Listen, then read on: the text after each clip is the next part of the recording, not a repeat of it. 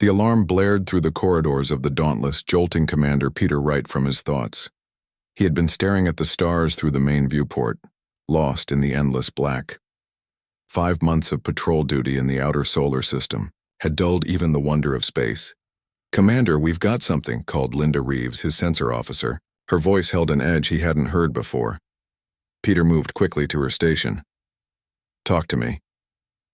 "Unknown object entering the system from Sector 7. It's moving fast, sir. Really fast." Linda's fingers flew across her console. "And its trajectory is erratic, like it's damaged." Peter leaned closer to see the readings. After years in space defense, he knew what normal traffic looked like. This wasn't it. "Any response to standard hails?" he asked. Communications Officer Ben Porter shook his head. "Nothing, sir. I've tried all frequencies." "Put it on screen." The main display flickered to life, showing a sleek vessel unlike anything in Earth's fleet.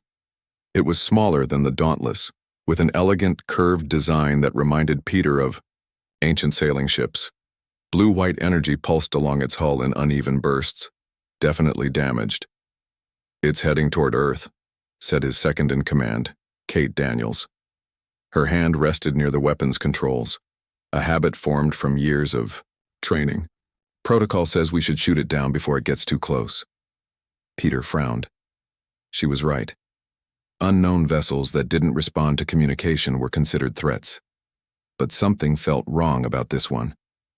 "Hold fire," he ordered. "Let's try to intercept instead. I want to know what we're dealing with." Kate looked unsure but nodded. "Yes, sir." The Dauntless changed course, engines humming as they pushed to match speed with the mysterious craft. It took nearly an hour to position, themselves alongside it. "No signs of weapons charging," Linda reported. "But I'm picking up a life sign, just one." Peter made his decision. "Prepare a boarding team. Full containment protocols." The alien ship's airlock hissed open, revealing a corridor bathed in dim blue light. Peter led the team inside, their footsteps echoing on the metal floor. The air smelled strange, like cinnamon and ozone. "Life support's failing," said Olivia Mason, the medical officer. Her scanner beeped steadily. "And that life sign is getting weaker." They followed the winding passage toward the ship's center. Unlike human vessels with their practical, squared designs, this ship flowed like something grown rather than built. They found the pilot slumped over the controls in what appeared to be the bridge. Peter approached cautiously, signaling the others to keep their weapons ready. The figure wore a fitted silver uniform that seemed to shimmer even in the low light. When Peter gently turned the seat, he couldn't help his sharp intake of breath. The alien looked almost human, but with striking differences. Her skin was a deep blue with a subtle, iridescent quality. Silver hair framed a face with high cheekbones and pointed ears. She appeared female, tall and slender, with angular features that seemed almost elvish. "She's alive," Olivia said, already, scanning her. But barely. Some kind of energy discharge injury to her side. Peter made a quick decision. "Let's get her back to the Dauntless." The medical bay of the Dauntless hummed with activity as Olivia worked on the alien woman. Peter watched through the observation window, reports forgotten in his hand. "Her physiology is surprisingly similar to ours," Olivia explained. "Different organ arrangement, denser bone structure, but the basics are compatible. She's responding well to treatment." "Any idea who or what she is?" Peter asked. "Nothing in our databases. She's completely unknown." Hours passed. Earth Command had been notified and orders came back. Secure the alien, learn what you can, and bring her to Earth for further study. The alien vessel was being towed. Behind them, Peter was reviewing security arrangements when Olivia called him back to medical. "She's waking up," she said. The alien woman's eyes fluttered open, startling silver irises with vertical pupils that contracted in the light. She looked around the room, taking in the medical equipment and the humans watching her. For a moment, fear flashed across her face. Then, to everyone's surprise, she sat up and held her hands out, palms up in what seemed like a gesture of submission. "I surrender," she said in accented but clear English. Peter blinked in confusion. You speak our language? Your transmissions. I studied them, she replied. Her voice had a musical quality. I am Vexara of the Drakari. I surrender myself to Earth's authority. Peter exchanged glances with Olivia. This was not how first contact scenarios usually played out in training. Why would you surrender? We haven't threatened you, Peter said carefully. Vexara's silver eyes studied him. You will want to, soon. She winced, touching her side where bandages covered her wound. My people are coming. I escaped to warn you. A chill ran down Peter's spine. Warn us about what? Invasion. The word hung in the air like a death sentence. The Drakari Empire spans 12 star systems. Your world is next on their list. Over the next few days, as the Dauntless traveled back toward Earth, Vexara recovered quickly. Earth Command ordered regular debriefings, all recorded and transmitted back for analysis. The Drakari believe humans are primitive, Vexara explained during one session. She sat straight-backed in the conference room, her silver hair now pulled back neatly. Your technology, your military capabilities, they think you will fall easily. And you don't agree? Asked Kate, who remained skeptical of their guest. I have studied your history, your adaptability. A small smile appeared on Itiala, Vexara's blue face. Drakari are stronger, our technology more advanced, but we are rigid, predictable. Peter leaned forward. Why turn against your own people? Why help us? Vexara was quiet for a moment. Because what they do is wrong. They conquer, they subjugate. I believed in defense, in the protection of our worlds, but our leaders, she shook her head. They desire only power now. The wound we treated, Olivia said. How did you get it? Escaping. I took this scout ship, but not without resistance. Vexara's silver eyes hardened. I was a military strategist. They will know I've defected. It will make them more dangerous. How much time do we have? Peter asked. 3 of your months, perhaps 4. The main fleet must first finish operations in the Centauri system. The gravity of the situation settled over the room. Earth's defense forces were substantial, but had never faced an alien invasion. I bring you knowledge of their tactics, their weaknesses, Vexara continued. If you will accept it. Why surrender to us? Kate asked, voicing the question that had bothered her since the beginning. Why not just offer alliance? Vexara turned her silver gaze to Kate. Because surrender shows I place myself under your authority completely. I cannot be your equal partner. Not yet. Trust must be earned. She looked at each of them in turn. And because my people would never surrender. They cannot comprehend it. They see it as weakness. She leaned forward, her iridescent blue skin catching the light. But true strength knows when to yield. I surrender to Earth not from weakness, but as a strategic choice. Her voice grew stronger. I believe humanity has what is needed to stop the Drakari, something we have lost. Unpredictability. Courage. Compassion. As they neared Earth, Peter found himself believing her. He had seen the conviction in her eyes, heard the truth in her words. But would Earth's leaders feel the same? Or would fear drive them to reject the help they desperately needed? The blue-green planet grew larger in the viewports. Somewhere on that world, the decisions made in the coming days would determine the fate of humanity. And it all began with an alien woman, who had done the unthinkable. She had surrendered. The secure facility outside of Denver hummed with activity. 3 weeks had passed since the Dauntless returned to Earth with its alien passenger. Vexara now lived in a comfortable but closely monitored suite of rooms deep within the complex. Dr. Alan Garcia adjusted his glasses as he studied the data on his tablet. As the lead xenobiologist assigned to Vexara, he spent more time with her than anyone else. At first, the assignment had terrified him. Now he found himself looking forward to their sessions. Your cellular regeneration rate is remarkable, he said as he entered her quarters. Your wound is completely healed. Vexara sat cross-legged on the floor, her silver hair loose around her shoulders. She wore the simple gray clothes provided to her, though they did little to diminish her striking appearance. "Drakari heal quickly," she replied, rising to her feet in one fluid motion. "It is necessary for a warrior race." Alan still found it hard not to stare. Her blue skin had a subtle shimmer that seemed to shift with her movements, and her silver eyes missed nothing. She stood nearly 7 feet tall, towering over him.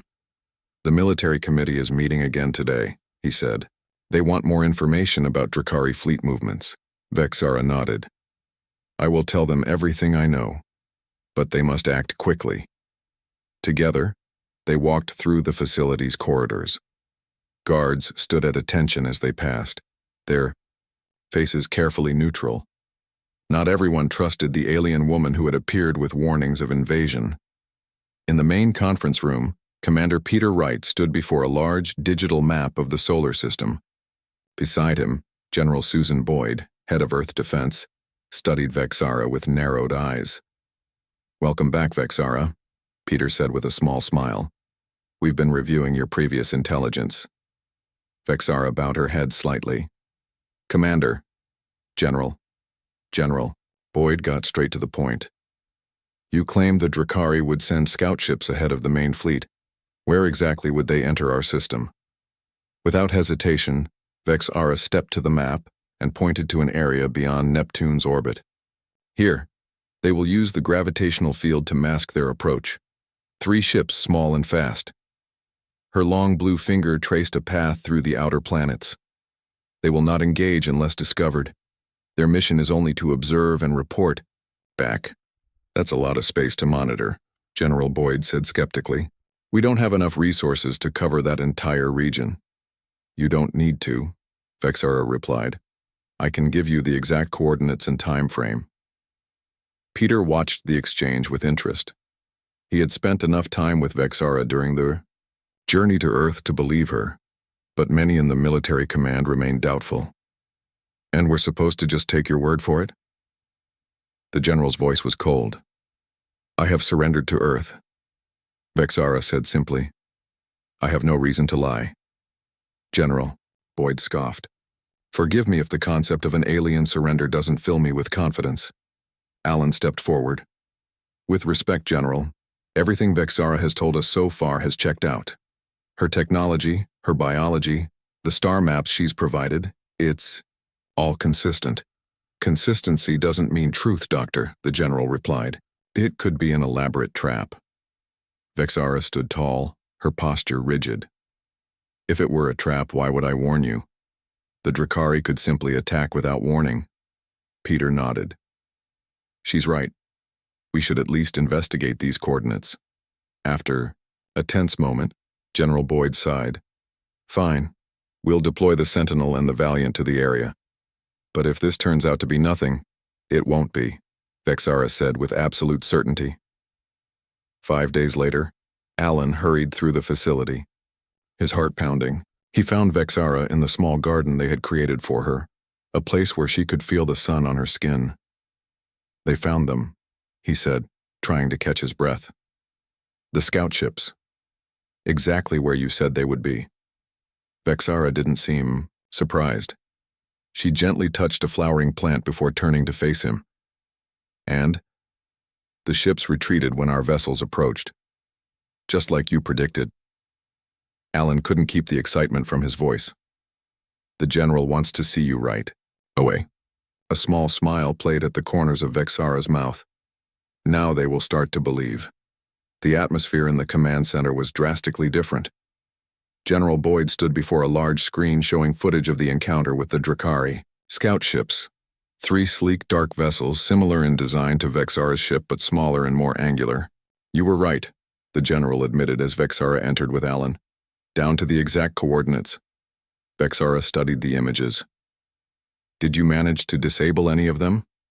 "No," Peter said from his position near the general. "They were too fast, but we got good scans." "Good," Vexara nodded. "Now you have proof. Now you can prepare." General Boyd turned to face her fully. "We need to know everything. Their weapons, their tactics, their weaknesses. No more holding back. I never held back, Vexara said calmly. You simply did not believe me until now. Over the next several hours, Vexara detailed the Drakari military structure. She explained their rigid hierarchy, their standard attack, formations, and the technology that made their ships so powerful. Their energy weapons can cut through most materials you have, she explained, but they have difficulty targeting small, fast objects. Your fighter crafts would be effective if used correctly. As she spoke, technicians and officers furiously took notes. Battle simulations ran on side screens, incorporating the new information. You said you were a strategist, Peter noted. What rank? Vexara hesitated for the first time. I was High Commander of the Third Fleet. I was responsible for planning the conquests of 2 systems. A hush fell over the room. Why didn't you tell us this before? General Boyd demanded. Would you have believed me? Vexara asked simply. Or would you have seen me as an even greater threat? Alan watched the military personnel exchange glances. The revelation changed things. They weren't dealing with a simple defector, but one of the highest-ranking officers in the Drakari military. There's more you should know, Vexara continued. The Drakari have a fatal flaw. They have never faced a serious military defeat. They believe themselves unbeatable. That's not a flaw, one of the officers said. That's just confidence based on experience. No, Vexara shook her head. It is more than that. They cannot adapt quickly when things do not go as planned. They rely too heavily on established tactics, and they underestimate all other species. She looked around the room, her silver eyes intense. They will underestimate you. That is your advantage. As the weeks passed, Earth prepared for war. Defense systems were upgraded. Military forces trained day and night. And slowly, Vexara gained more freedom within the facility. One evening, Alan found her studying Earth's military history with fascination. Your people, she said without looking up, fight in ways the Drakari would never consider. Is that good or bad? Alan asked, sitting across from her. Good. She smiled slightly. Unpredictable is good. Alan studied her for a moment. Can I ask you something personal? She looked up, her silver eyes meeting his. Yes. Why did you really surrender to us? The truth. Vexara set down the tablet she'd been reading. For a long moment she was silent. It was not surrender as you understand it, she finally said. It was a strategic choice. What do you mean? I searched for many cycles looking for a species that could stand against the Drakari. Her voice was soft but firm.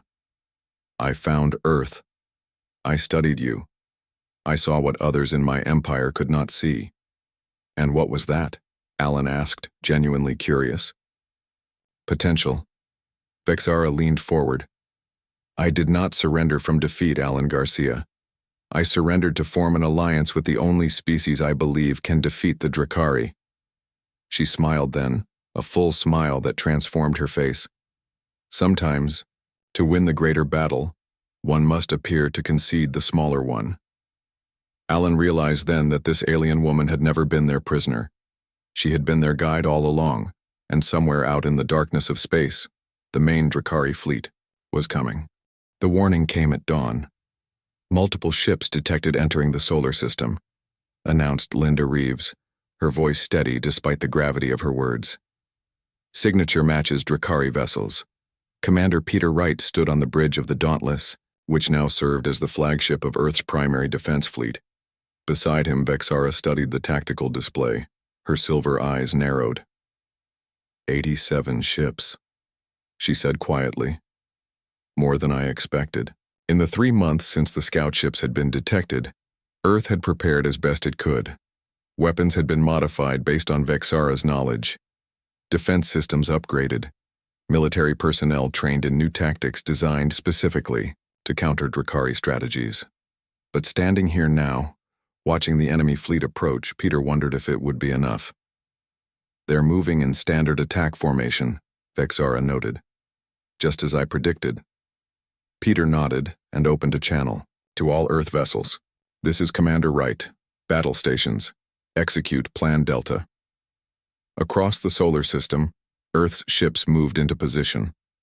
Unlike the Drakari's rigid formation, Earth's fleet scattered, taking positions that would appear random to the approaching enemy. They'll see this as disorganized, Vexara said with a small smile. They won't understand the strategy until it's too late. Peter hoped she was right.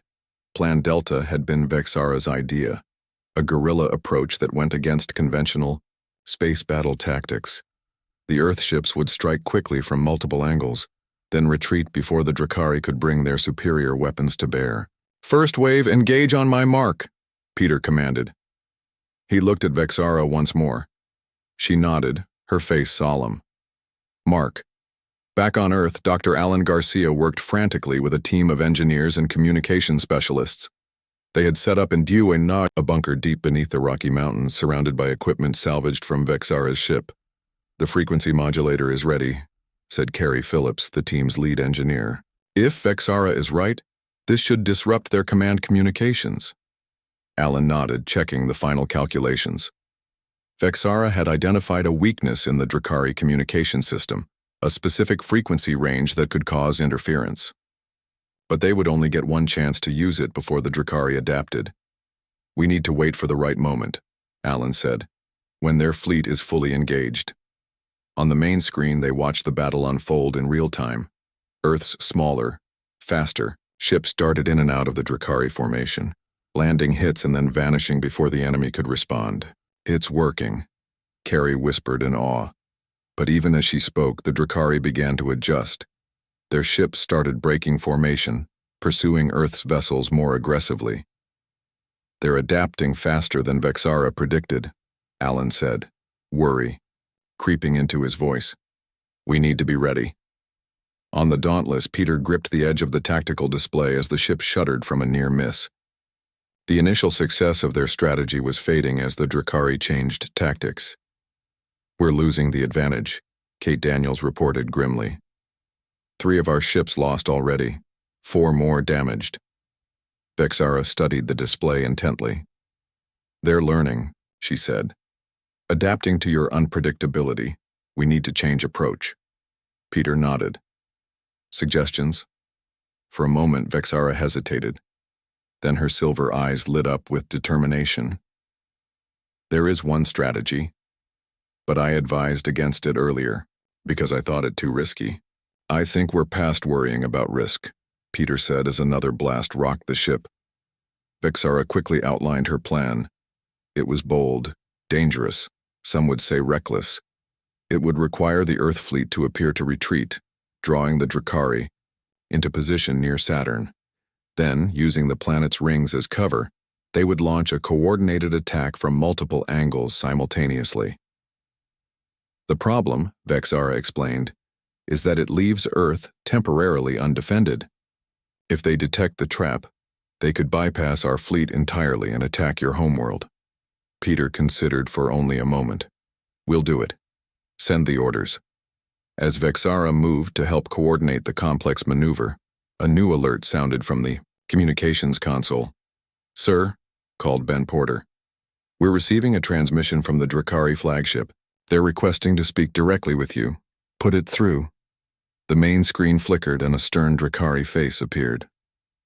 Like Vexara, he had blue skin and silver eyes, but his features were harder, marked with faint scars. He wore an elaborate uniform with insignia that Peter didn't recognize. "I am Admiral Krex of the Drakari Empire," he announced, his voice deep and cold. "You will surrender your world immediately or face complete destruction." Peter stood tall. "This is Commander Peter Wright of Earth Defense Force. We decline your offer." Admiral Krex's eyes narrowed. "You cannot hope to defeat us. Your technology is inferior. Your tactics are—" He stopped suddenly, his gaze shifting to something off-screen.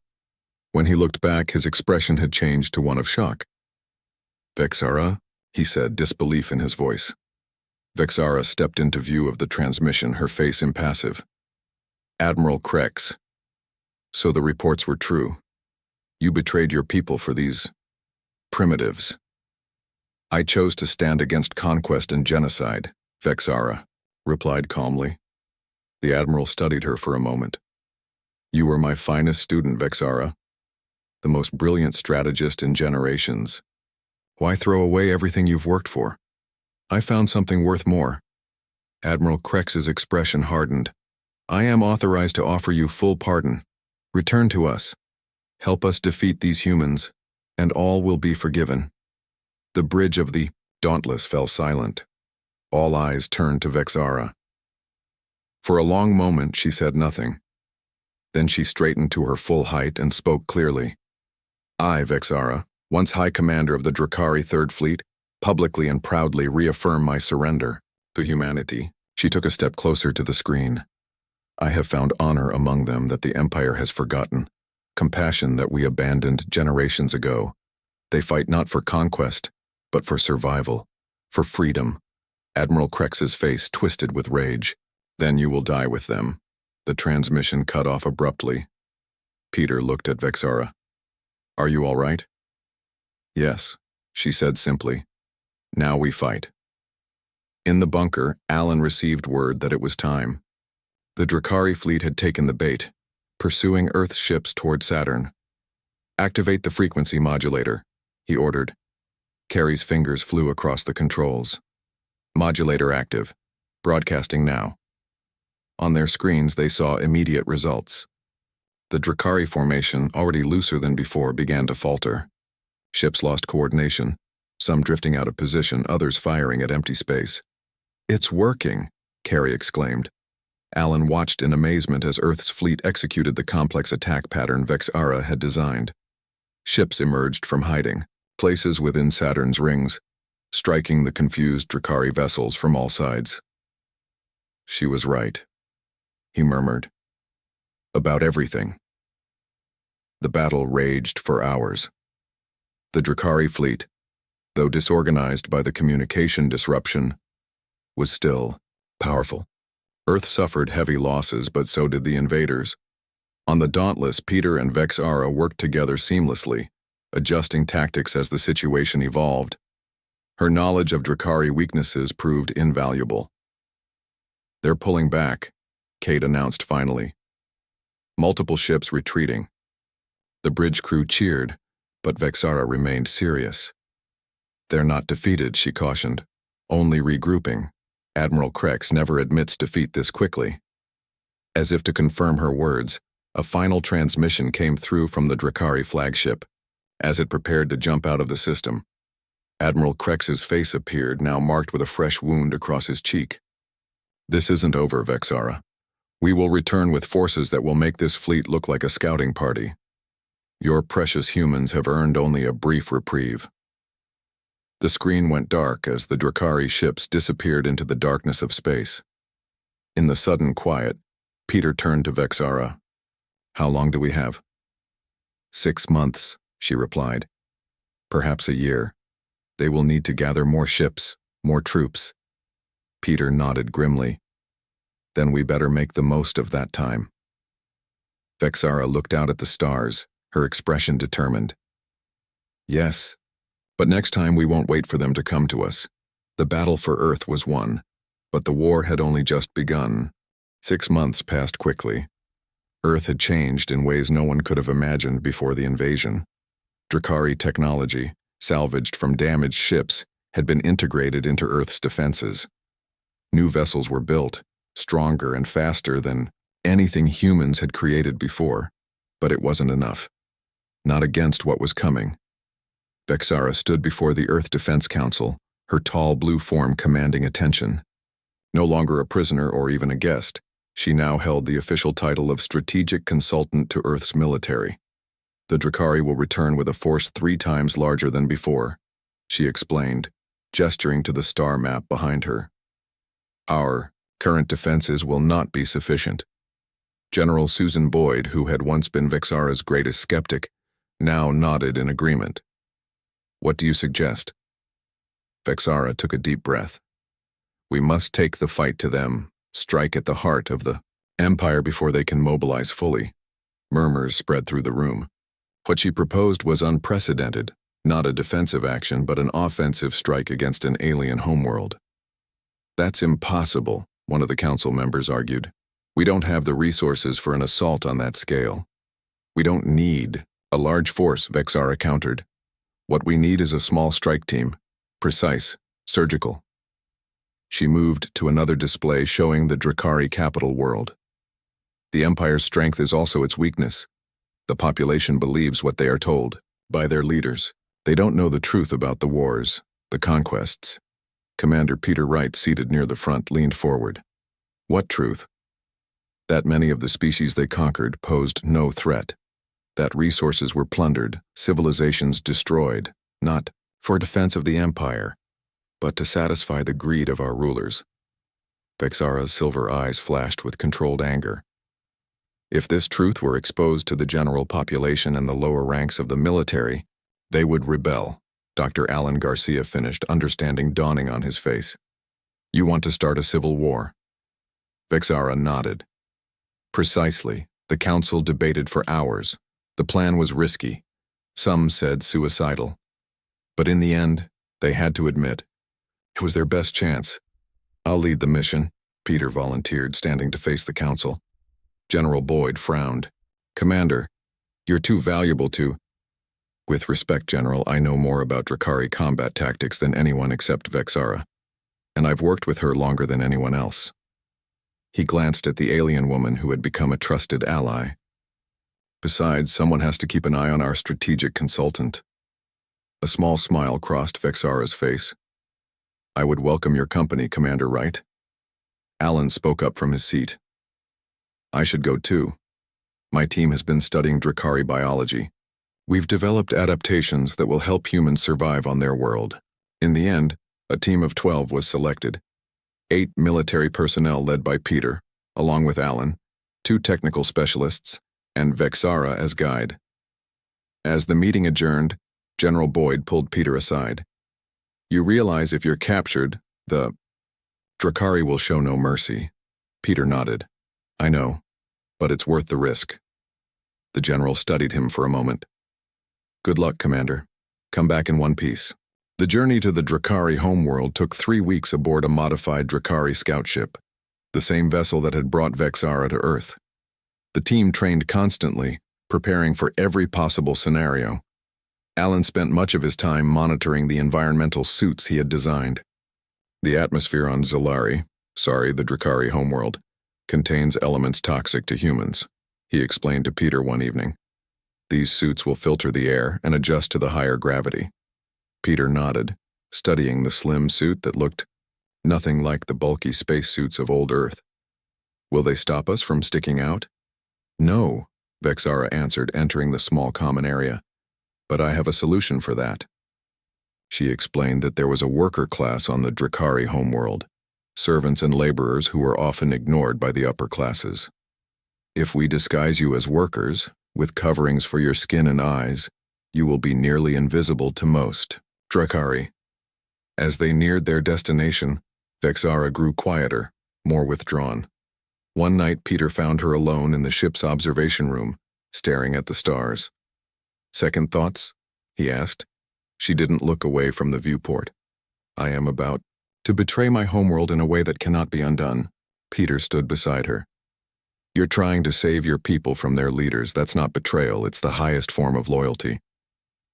Vexara turned to him, her silver eyes reflecting the starlight.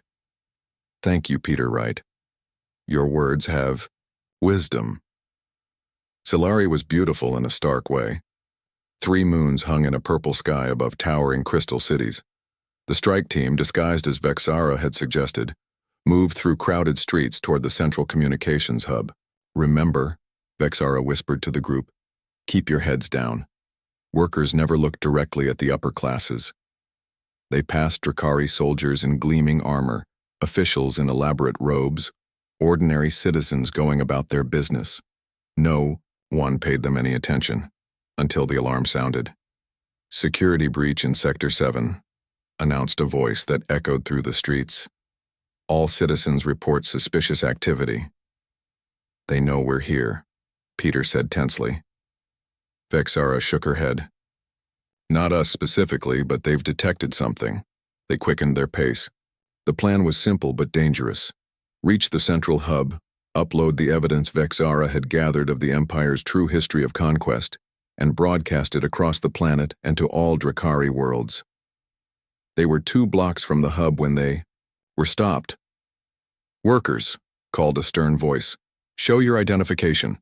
A patrol of 4 Drakari soldiers blocked their path. The leader, his hand resting on his weapon, studied them suspiciously. Before anyone could react, Vexara stepped forward and removed her hood. The soldiers froze in shock. "High Commander Vexara?" The leader gasped. "Former High Commander," she corrected calmly. She raised her hands in the familiar gesture. "I surrender myself to Imperial authority." The soldiers moved quickly, surrounding her while keeping their weapons trained on the rest of the group. "And these others?" the leader demanded. "My servants," Vexara said dismissively. "Unimportant." Peter wanted to intervene, but he understood. This was part of her plan, a distraction. As the soldiers focused on the unexpected prize of capturing the Empire's most famous defector, she caught his eye briefly and gave an almost imperceptible nod. "Take me to Admiral Krex," she told the soldiers. "I have information he will want to hear." As the soldiers led Vexara away, the rest of the team slipped into a side street. Peter hesitated, watching her go. "She's buying us time," Alan whispered. "Urgently. We need to move now." The central hub was less guarded than expected. Most security forces had been diverted to the alert. The team worked quickly, bypassing security systems using codes Vexara had provided. "We're in," reported Carrie Phillips, her fingers flying over the alien controls. "Uploading the data now." On screens throughout the facility, images began to appear. Records of peaceful civilizations destroyed, reports doctored to make innocent, species appear threatening, orders to eliminate entire populations that refuse to submit. "How long until it broadcasts?" Peter asked tensely. 30 seconds, Carrie replied. "But security is on the way." They could hear the sound of approaching soldiers. They had only one chance. "Broadcast now," Peter ordered. Carrie hit the final command. Throughout the Drakari homeworld and across their empire, the truth began to spread. Vexara stood before Admiral Krex in his private office, her hands bound before her. He circled her slowly, a predator examining his prey. "I never thought you would return voluntarily," he said. "What game are you playing, Vexara?" She met his gaze steadily. "No game. I simply wish to see justice done." The Admiral laughed coldly. "Justice? You'll be executed as a traitor." "Perhaps," she agreed. "But not before the people learn the truth." As if on cue, the screens in his office flickered to life, showing the evidence being broadcast across the Empire. Krex's face paled as he watched. "What have you done?" he whispered. Outside, they could hear shouts, then weapons fire. The sound of fighting grew closer. Vexara smiled. "I surrendered to you, Admiral, but I serve a higher purpose." The door burst open. Peter led the strike team in, weapons ready. Behind them came something unexpected. Drakari soldiers and civilians, their faces filled with rage and betrayal. "The palace is falling," one of them announced. "The military governor has been arrested by his own guards." In the confusion, Krex tried to reach for a weapon. Vexara, despite her bonds, moved with lightning speed, knocking him to the ground. "It's over," she told him. "The Empire as you knew it is finished." In the days that followed, the Drakari Empire began to fracture. Colonial worlds declared independence. Military units refused orders. The rigid hierarchy that had sustained generations of conquest collapsed. 1 month later, a new provisional government signed a peace treaty with Earth. The war was over before it truly began. On the day of the signing, Vexara stood beside Peter and Alan on a balcony overlooking the capital city of Zalari. "What will you do now?" Alan asked her. "I have been asked to help guide the transition," she replied. "But my home is on Earth now." Peter looked surprised. "You would choose to stay with us?" Vexara turned to them, a smile softening her features. "I surrendered to Earth once. I would do so again by choice."